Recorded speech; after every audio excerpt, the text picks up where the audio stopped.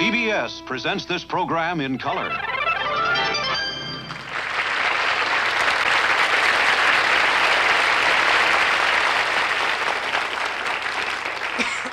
Thank you very much. You have a cold? No, Tommy, I don't have a cold. I have a tickle in my throat. That's Well, you all. better look after it because, you know, there's a lot of flu that's been going around, so I'd suggest you look after it. It's just a tickle, I said. I know there's flu going around. Yeah. In fact, it's almost in epidemic proportions, but there's nothing you could do from catching it if Well, you're going to catch there's the certain flu. things you can do as You got precaution. to breathe, you know, you got to live and breathe. As precautions to flu, there's certain I things know you there can is, do, Tommy, you know. I know. You could take flu shots and things like that, but Yeah, I you just can- have a tickle in my throat. Yeah, well, flu shots are good, but most people never, you know, most people never get around to getting flu shots. I know But they don't. If I was to give you advice or anybody advice, I would say to stay in complete health and stay happy. There's medical advice from one of And I the get a great tickle in my medical throat, and I authorities. get a- Yes, there's but a- this medical authority that's very accepted and a wonderful person, Yeah. and he gives this medical authority about. What is the advice? He says not to get caught in a draft. Well, Yeah. who said this? Dr. Spock.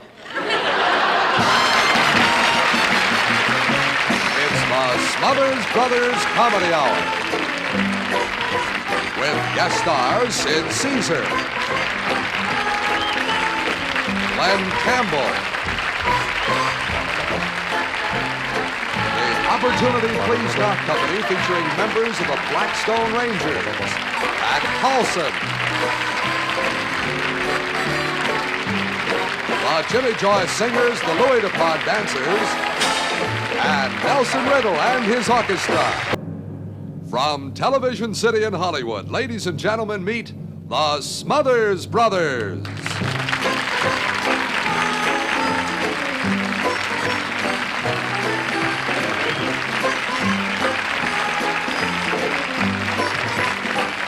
Thank you very much. Tonight we'd like to do a very silly song about a serious problem, which is the lengths to which a man will go to satisfy a vain woman. Yes, and these tragic consequences of these vanities of these lengths, For which he sought after. for which he sought after. Hit it.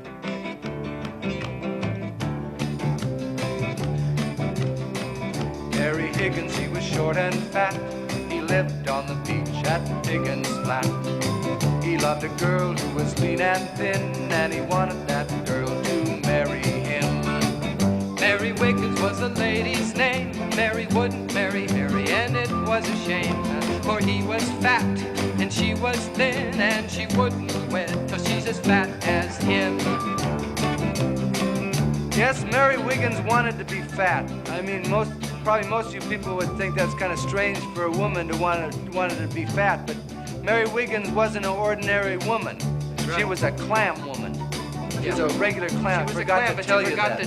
that Harry Higgins was a clam also. He was a big fat clam, fatter than most, but you float better that way. And Mary Wiggins, since she was a skinny clam, she'd go out swimming and she'd boom right down to the bottom. That's why she wanted to be fat. So Harry was going to fatten her up, and it was the biggest problem a clam could have. Harry Wiggins had his work cut out to make skinny Mary fat and stout. I'll fatten you up if anyone can. It was a great big challenge for a short fat clam. Yes, it was a mighty challenge for Harry, as anyone knows who knows anything about clams. For some of you that don't know, clams are itsy-bitsy, tinsy-wincy animals who live in the ocean, and they're very particular, Dickie.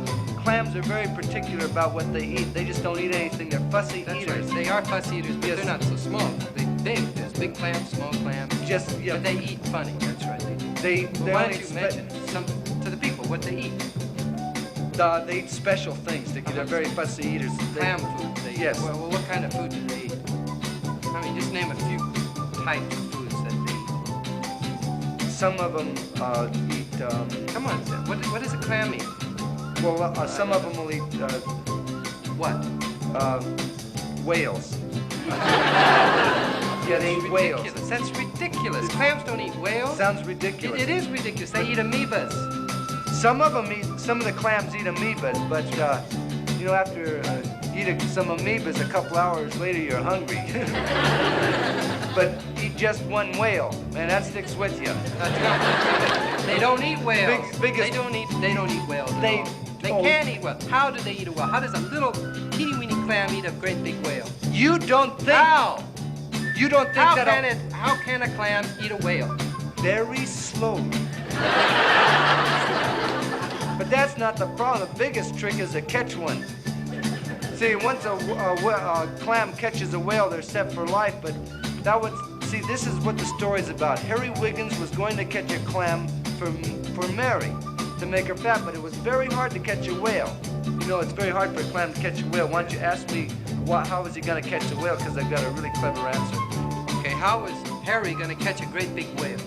Well, see, he was going out to dig a big whale pit, a whale hole in the ocean. And Oh, he's going to dig a pit in the bottom of the ocean? No, in the water. That's what I said, in the bottom of the ocean. No, in the water. in the ocean. He's going to dig a hole in the middle ocean. of the water? In the middle of the water. He puts seaweed over it, and the whale, they're not really bright. They just swim right over it and boom, right into the bottom of this whale pit. Harry Higgins floated out to sea, so nonchalant and fat was he. He went right where those whales were at, and dug a hole and set a trap. He hung around till the whales came by. A big one saw him and Harry said hi. The whale said ho, and he raised his fin and reached the hole and just fell in. Kerplunk! Then Harry dragged that whale to shore. Mary ate it up and she asked for more. She was finally as fat as Harry at last. Then she died. Really rotten. Poor Mary Wiggins ate too fast.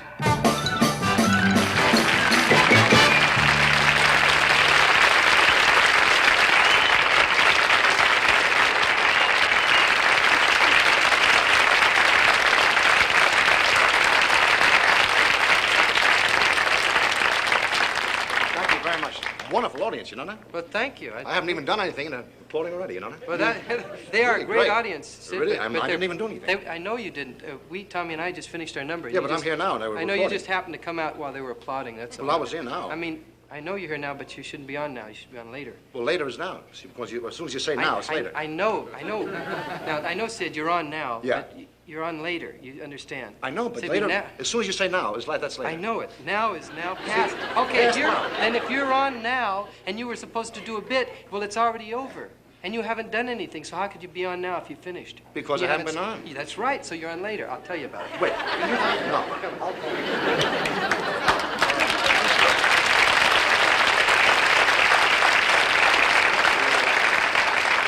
We'll be right. We'll be back now, but that means later because now is before.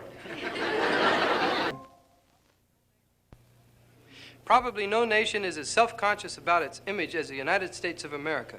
We Americans are consistently worried about what other people think of us.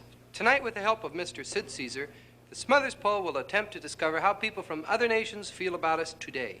First, we go to Paris, France, where we will talk to a typical Frenchman, Monsieur Jean-Paul de Gaulle.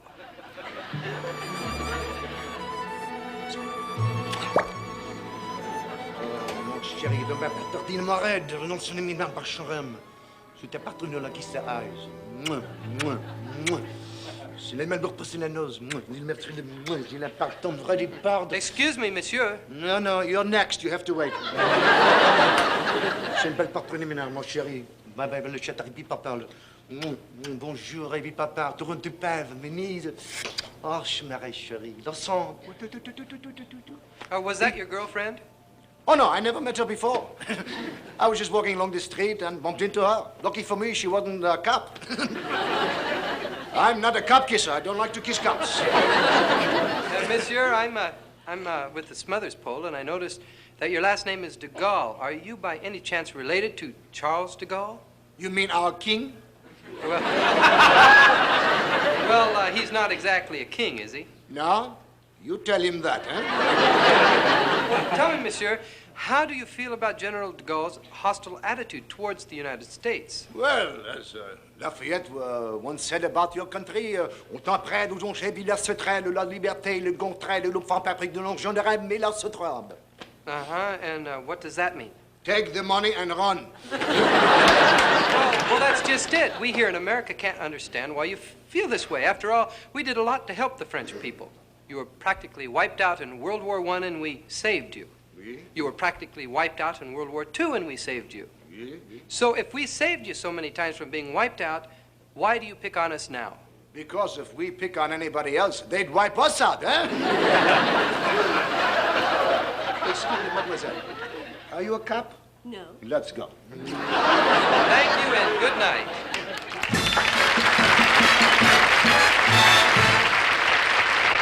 For our next interview, we speak to a high-ranking Russian government official, Marshal Ivan Gregor.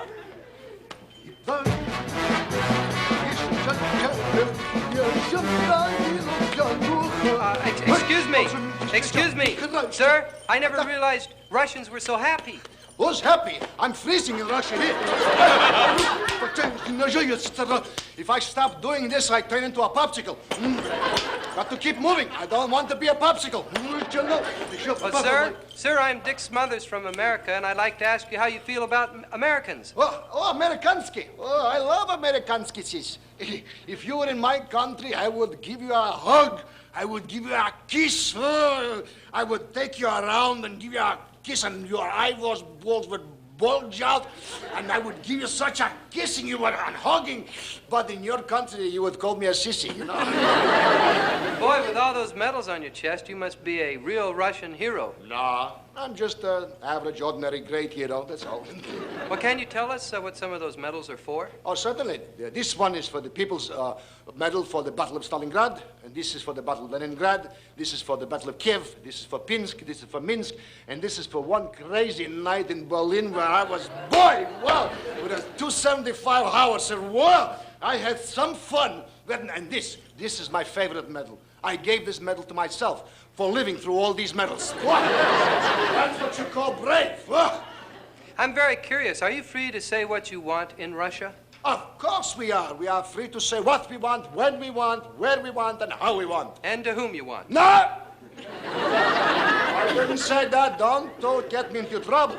Don't trouble. I didn't say to whom. A home could be a person. You could talk to a pot, you could talk to a couch, but you don't talk to a home. A home is trouble. I've been happily married for 16 years, and I'm not talked to my wife once. And you know, because she could be a home. Well, what's so wrong about talking to a whom? Because in this country, if you get talking to a home.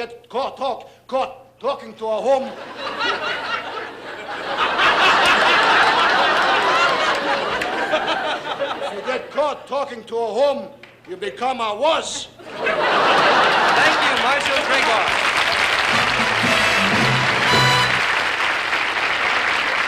For our last interview, we go to Havana, Cuba, to speak to one of that country's revolutionary leaders.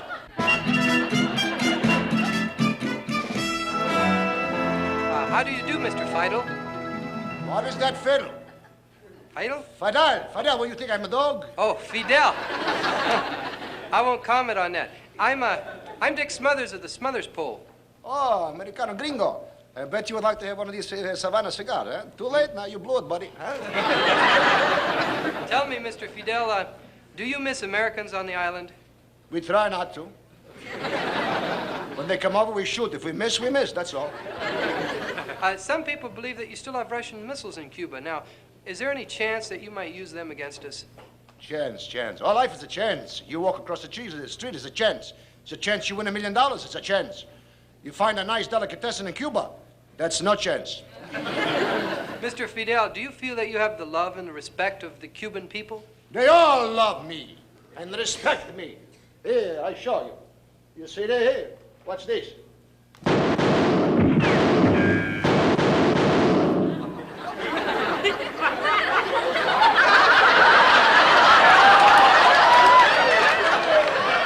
That was a close shave.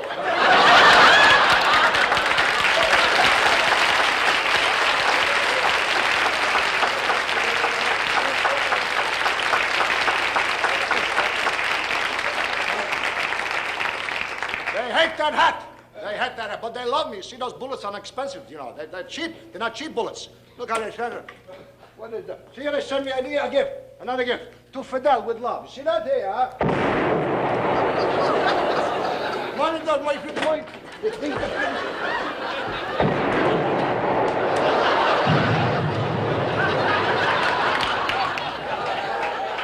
Those the monies people spend, they shouldn't do that. Oh, you better lie down. I think the whole country chipped in for this one.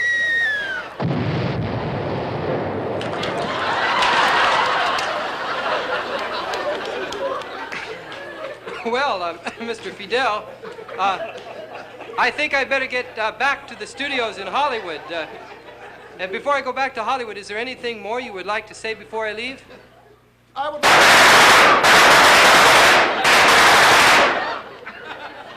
Hit it, Riddle. Take me along. Take me along if you love me. Take me along with you. Sorry, Philo, you blew it. Oh, gee.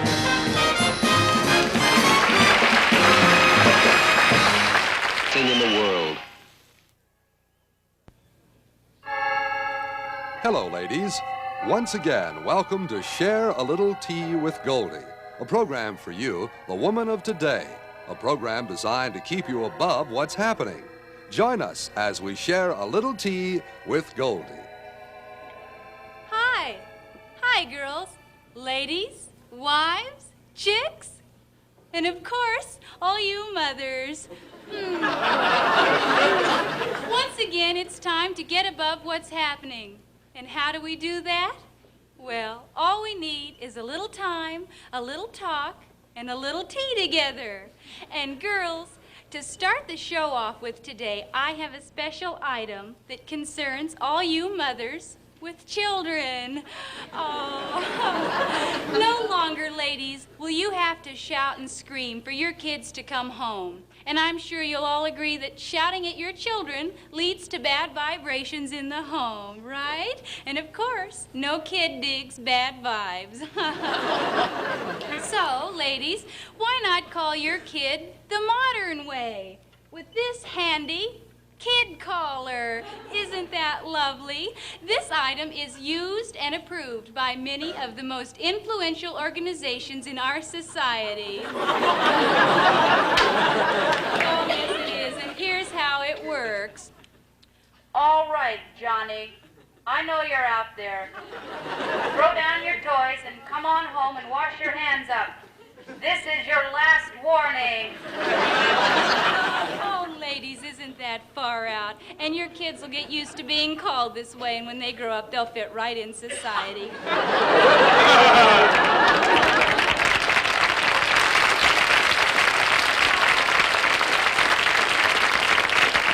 Now, ladies, you know, we often get caught up in the tempo of everyday living, and we need a way to let go of our tensions. And I have an exercise that does just that. And it's called the letting go exercise. Oh, yes. And that's just what we do. We let go of everything at once. For instance, I'm a little tense right now, so I'm just going to let go. Are you ready? Here I go. 1, 2, 3. Wow!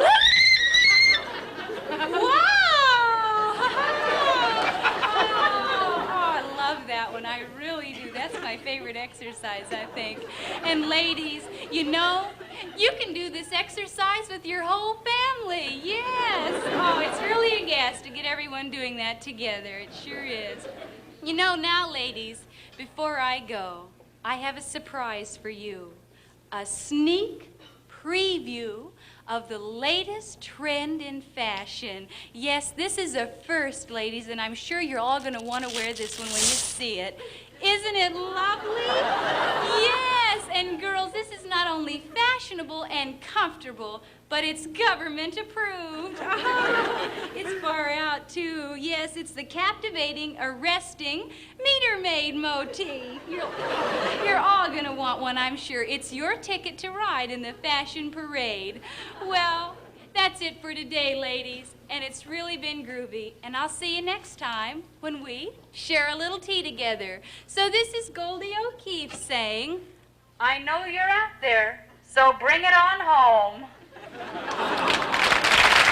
This has been Share a Little Tea with Goldie, an irregular feature of the Smothers Brothers Comedy Hour.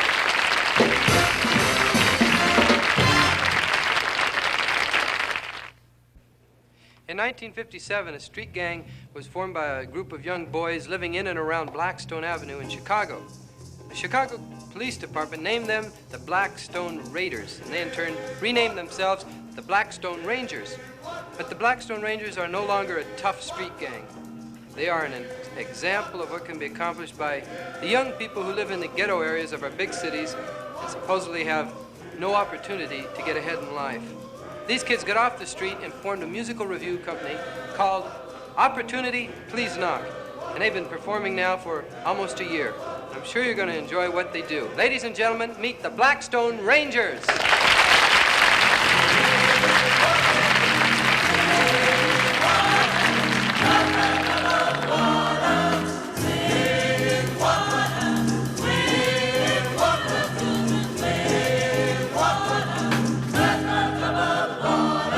See that host all dressed in red. That's gonna trouble the water. Must have been the children that Moses led. That's gonna trouble the water. Clean water, Lord. Clean water, Lord. Clean water, Lord. That's gonna trouble the water. Clean water, Lord. Clean water, Lord. Clean water, Lord.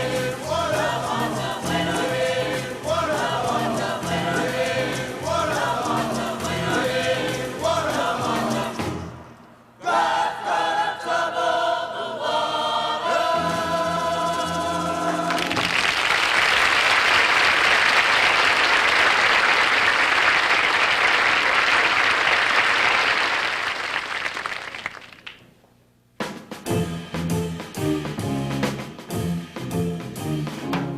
Would you like to ride in my beautiful balloon? Would you like to fly in my beautiful balloon? we could float among the stars together, you and I. Oh, we can fly.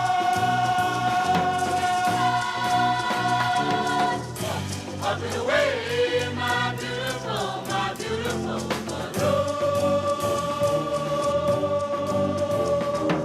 Where's the nicer place in my beautiful balloon? Where's the nicer place in my beautiful balloon? We can sing a song and sail along the silver sky. Oh, we can fly.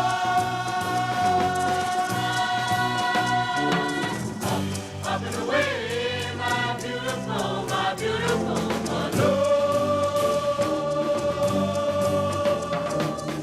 Suspended under twilight canopy, where such the clock was hard to die. And if by chance you find yourself loving me, Find a cloud to hide us, keep the moon beside us. love is waiting there in my beautiful balloon. Way up in the air in my beautiful balloon. If you hold my hand, we'll chase the dreams across the sky. But we can fly. Up and away in my beautiful balloon. Up and away, up and away, up and away, up and away, away.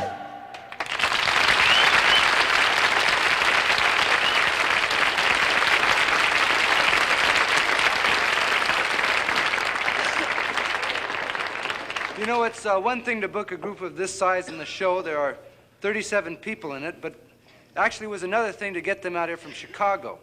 Now, a great many people helped, and speaking for the show and for the kids themselves, we would like to say our thanks to Mr. Hugh Hefner, Irv Kupsonant of the Chicago Sun-Times, the United Auto Workers Union, and Transworld Airlines, and a great many others. And right now, I want you to meet the youngest member of the gang. Now, is a gang, or is it a cast? Cast. The cast, I'm sorry. And this is youngest member of the cast, Marilyn Scott. Look,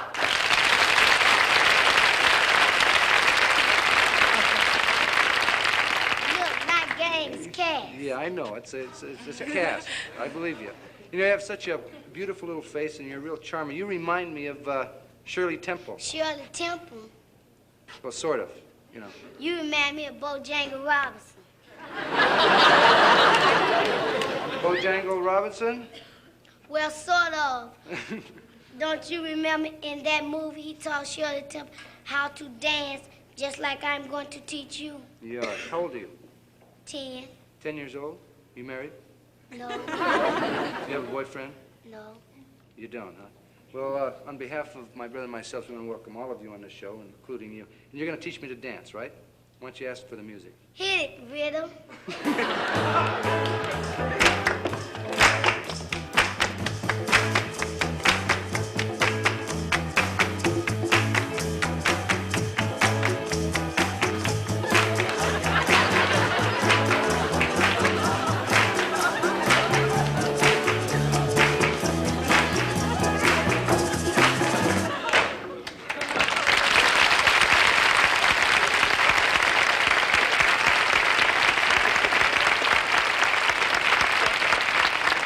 And now, ladies and gentlemen, here's the whole gang.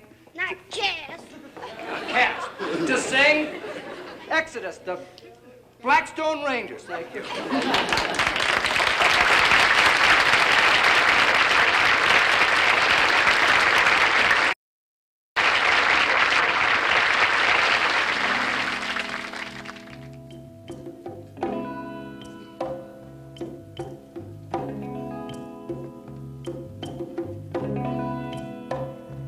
This land is mine. God gave this land to me. This brave and ancient land to me. And when the morning sun reveals the hills and plains, then I see a land where children can run free. So take my hand and walk this land with me, and walk this golden land with me. Though I am just a man,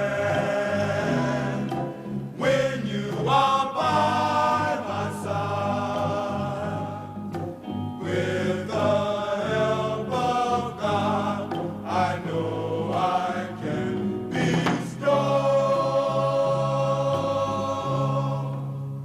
to make this land our home. If I must fight, I'll fight to make this land our home until I die. This land is mine.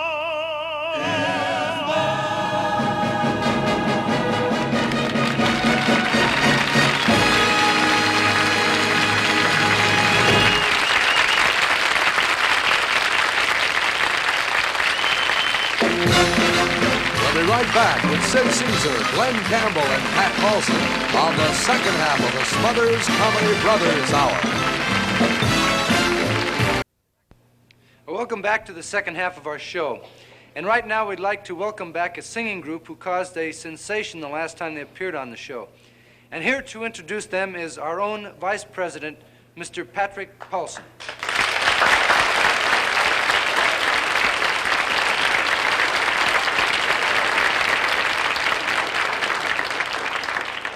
Thank you. I'd like to tell you a little about the fellows first. Since our last appearance here, we've really been moving up. We Still play the Elks clubs, of course, but they've shoved us up into the top billing at the Saturday Night Smokers, so... Not the top spot, actually. Well, we go on just before the girl pops out of the cake. You know. Pinchy, pinchy, pinchy. Now I'd like you to meet the guys.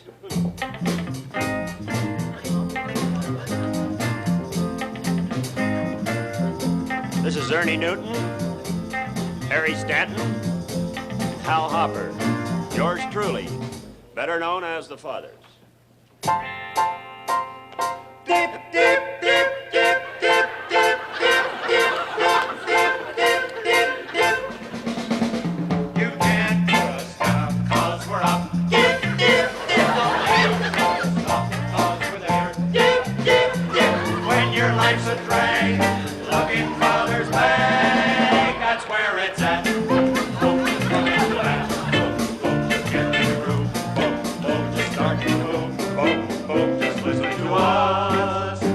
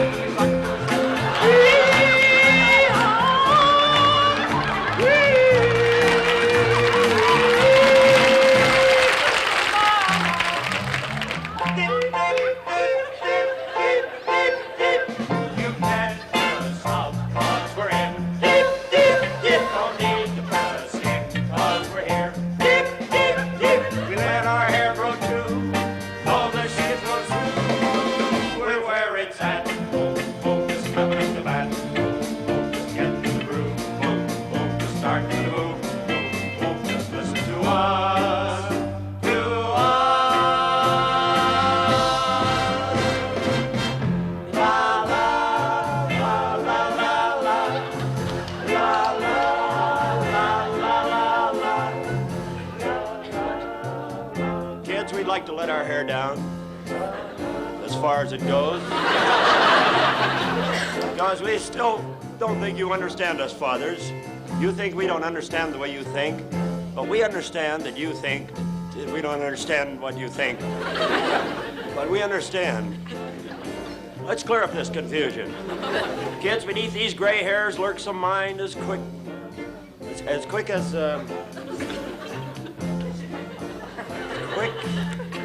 Well, anyway, you say you want to expand your unconsciousness. We can give you a few pointers. We used to turn on, too. We'd go behind the barn and blow our minds on corn silk. Not only blew your mind, it cleared your sinus and shook up your adenoid. Often burned down the barn. And when we really wanted to get high, I mean really high, we'd sit on a flagpole. That was a real hang-up. But the biggest freak out was to swallow a live goldfish. So kids, chew on that. Hit it, guys. Dip, dip. Dip, dip. I'm out here dipping by myself. Want to get with it? Here we go. Ready? 1, 2, 3. Dip, dip, dip, dip, dip, dip, dip. You can't put us down, 'cause we're up. Dip, dip, dip. Don't need to put us up, 'cause we're there. Dip, dip, dip. When your life's a drag, look in Father's bag. That's where it's at. Just come into that. Just get in the groove. Just start to move. Just listen to us. To us. La la la la la la. La la la la la la. Yeah. Yeah. Yeah. Really, really, really, really.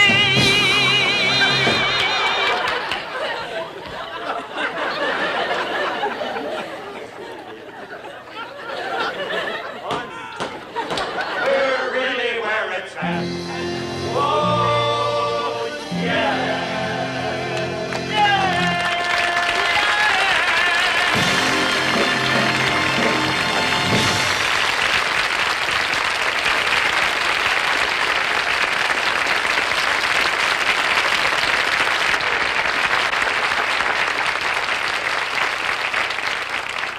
Yes, ladies and gentlemen, that were the Fathers. Exciting new group, vivacious, with a lot of new thoughts. And now, we'd like for you to meet someone who is a very fine musician, great singer, and a very good friend. And we think he has a fantastic amount of talent. We're proud to have him on the show. Mr. Glen Campbell singing By the Time I Get to Phoenix.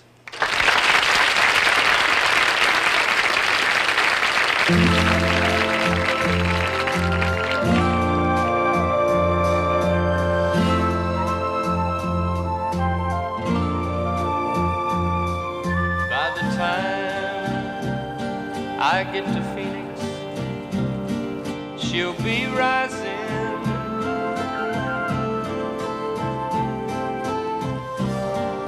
She'll find the note I left hanging on her door. She'll laugh when she reaches the part that says I'm leaving, 'cause I've left that girl so many times before.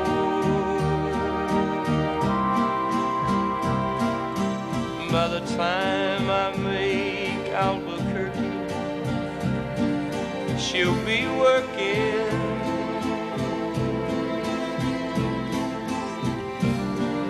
She'll probably stop at lunch and give me a call.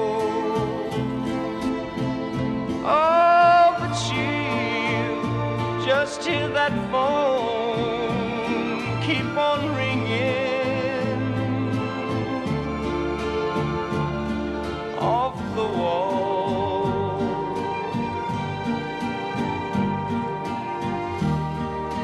That's all. By the time I make Oklahoma, she'll be sleeping.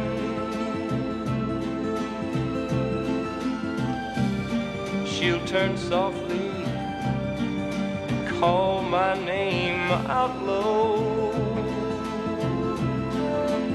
Oh, and she'll cry just to think I'd really leave her.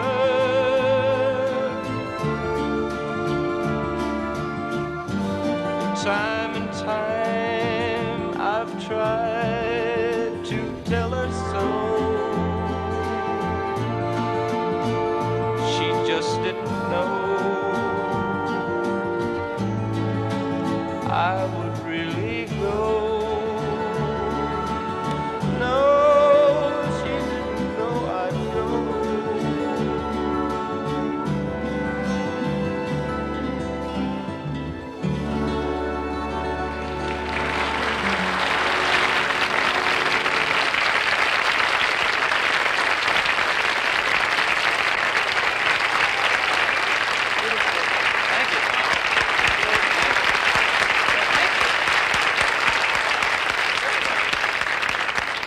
That's a groovy song. You do it well. Who wrote that song? Jimmy Webb wrote it. It's And very what good. else did he write? Up, Up and Away, and Paper Cup, 27 Cracks in a Sidewalk. That's a real good Yeah, that one didn't make it that big, did it? Not 27 yet. cracks I tell you, in a Phoenix, second. Phoenix will probably be a standard. I think it's going to be here forever. It's such a beautiful, I think it will beautiful too, thing. for such a beautiful melody. I don't like Phoenix personally, but I like Phoenix. I've been to Phoenix. I know you It's a have. very nice town. I love Phoenix. Well, my brother always has a wild time there because he's such a wild swinger. Well, why don't we little devil?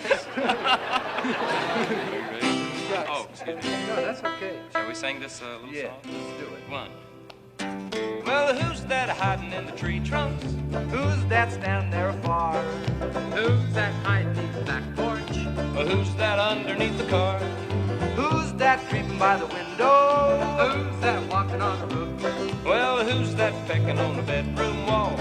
I don't know, do you? Who's that running in the mailbox? Well, who's that letting out a groan? Who's that spying down the drain pipe? Who's that on the phone? Have you been leaving them bathtub rings? No, have you been drinking my Mountain Dew? No. Who's that talking on the radio? I don't know. Do you? No. This is the good part. You sure you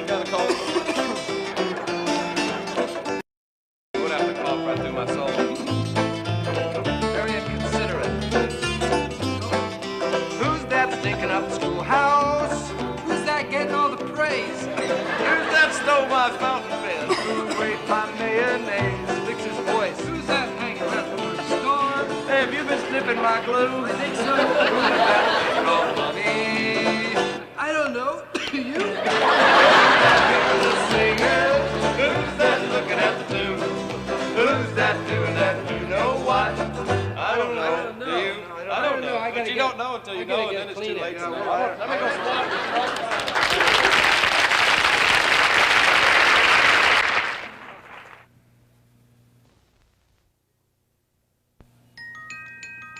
Once upon a time, in a little Bavarian village of Wienerplatz, lived a man by the name of Ludwig von Schnitzelbaum. He was a clockmaker, and though his shop was small, he was known far and wide for his workmanship. Clockmaker, make me a clock. It should tick-tock, it shouldn't stop. Tuck, tuck, tuck, tuck. Ach, das ist gut für den anderen. Now, we give a little spritz with the clicker. And we got a little hack it with the sparret.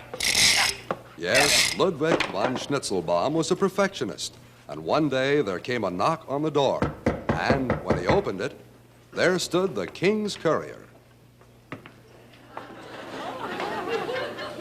Ist das ein Schnitzelbaum? Ja, das sind dein Schnitzelbaum, ja. I bring a message from His Royal Highness, our beloved Majesty, Purple Lion of Bavaria and Protector of the Empire. Oh, yes, Otto the Feeble. Yeah. What can I do for his royal feebleness? Well, the king desires that you drop everything.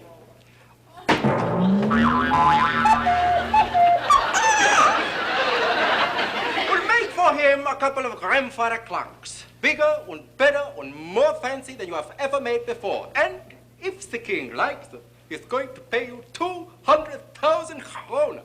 200,000 kroner? That's a lot of money.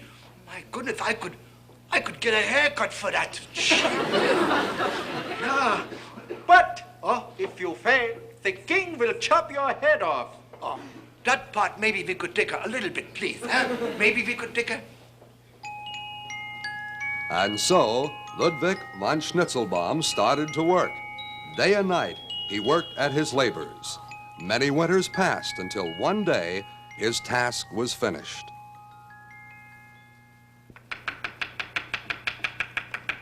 Well, there they are, Stitzy. 2 grandfather clocks like you never saw in your life. And each one of them has a grandson that comes out and tells the time. Now we test the first little kitty here. Here we go.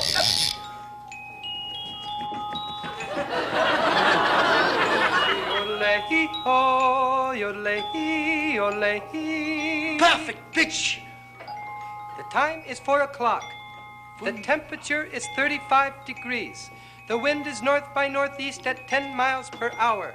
And the barometric pressure is 29.52. Unbuttoned. I'm so proud of you. You're a cocky little clock. But you're good, yes? Edelweiss, Edelweiss, every morning you greet me, small and white, clean and bright, you look happy to meet me.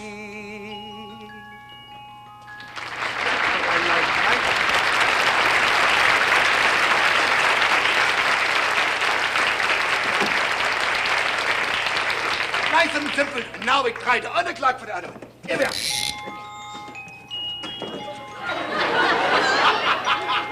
Yodel-o-de-o-do. Yodel-o-de-o-do. The temperature is 4 o'clock, the time is 76 degrees, and the barometric pressure is cuckoo. Cuckoo, what is cuckoo? Then the time. What is the time here? Edelweiss, Edelweiss. Edelweiss. Every morning you greet me. What are you doing? I tell you, you're stuck. Come on. Cuckoo, come on, get back in there. I got to fix you up right away. Come in. Got to fix this up. I don't understand. Where did I go wrong? This one comes out of perfect Schnitzelbaum, and this one could be made in Japan. I got to fix this one right away. The years went by, and poor Ludwig worked night and day trying to fix the wayward grandfather clock. But then one day, he had an inspiration.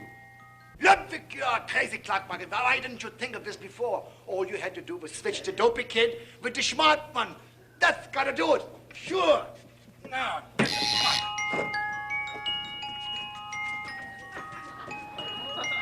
That's the greatest. No, get it out. What's going on here? This is great. Get out of here. One more shot. Just a minute. Schnitzelbaum, the king is tired of waiting. Now, ready or not, he is coming to see your clock. Oh, boy, here it comes, ready or not. Make way for King Otto the Feeble.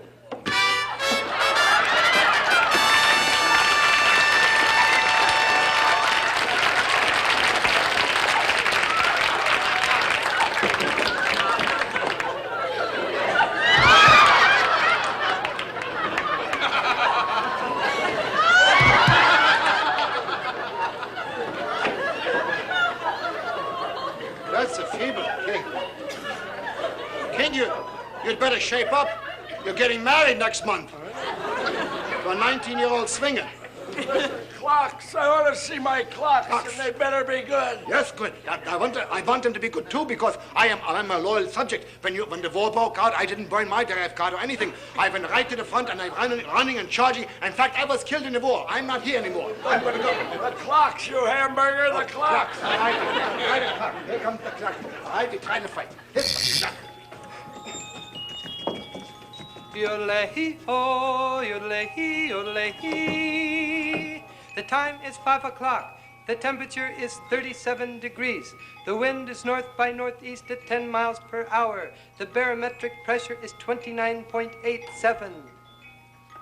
Edelweiss, Edelweiss, every morning you greet me, small and white, clean and bright, you look happy to meet me. Okay, that's it. That's a real beauty. Shall I wrap it up or you want to eat it here? Let's see the other clock. You want to see the other clock? Oh, it wants to see the other clock. Well, goodbye, life. Okay.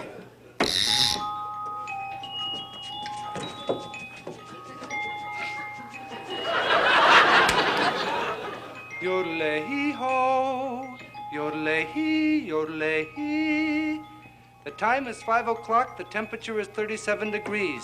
The wind is north by northeast at 10 miles per hour, and the barometric pressure is 29.87. Edelweiss, Edelweiss, every morning you greet me, warm and white, clean and bright, you look happy to meet me.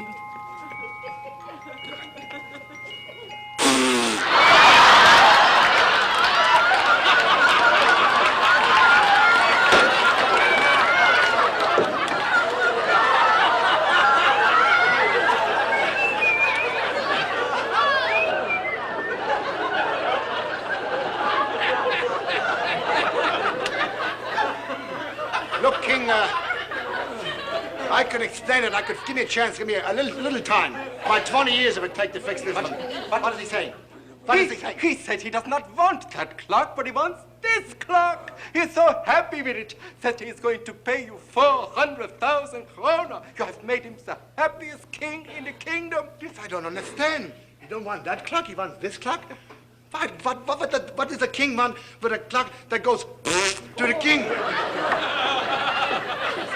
I'll tell you why I want a clock that goes. It's a gift for King Charles de Gaulle.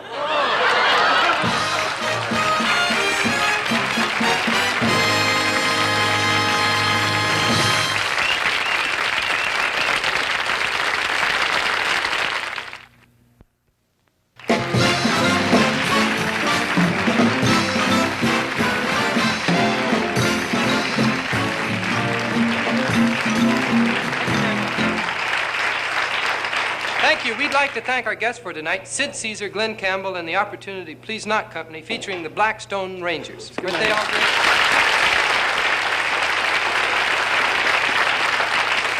Next week, Tom and Dick's guests will be Nancy Sinatra, Frank Sinatra Jr., special guest star Dom DeLuise. That's right. We think it's going to be a really great show. And we would like to remind you now that your local Red Cross blood bank is always in need of donors, so you could help save lives by giving blood. So have a nice week and good night, everybody. Good night. Good night.